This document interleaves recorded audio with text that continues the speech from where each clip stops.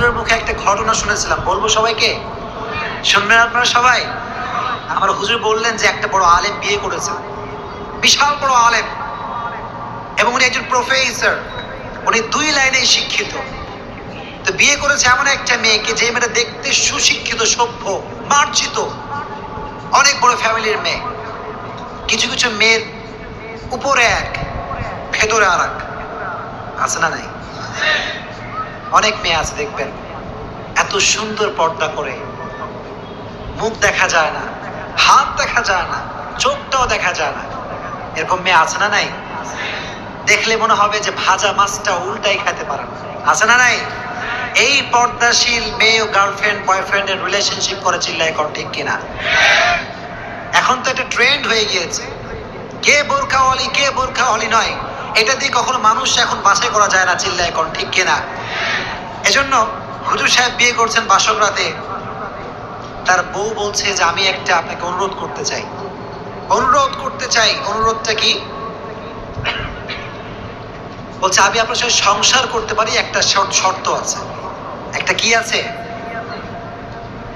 এবার হুজুর বলছে কি শর্ত? What is the condition? শর্তটা আসলে কি? বললো হুজুর, আমি আপনাকে বিয়ে করছি ঠিক আছে, এটা মূলত আব্বা আম্মার কারণে করেছি, কিন্তু মূলত আমার দাড়িওয়ালা ছেলে পছন্দ হয়। নাউজুবিল্লাহ পড়া।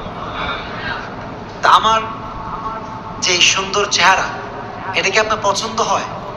হুজুর বলল অবশ্যই, তুমি তো খুব সুন্দরী, অসাধারণ তুমি দেখতে, মেঘে কালো কেশ, কাজল কালো চুল, তাকালে প্রাণটা জুড়িয়ে যায়, হাসতে যেন মুক্তা ছড়ে, এত সুন্দরী তুমি, রূপবতী তুমি, তোমাকে তো আমার ভালো লাগে, এই জন্য বিয়ে করেছি।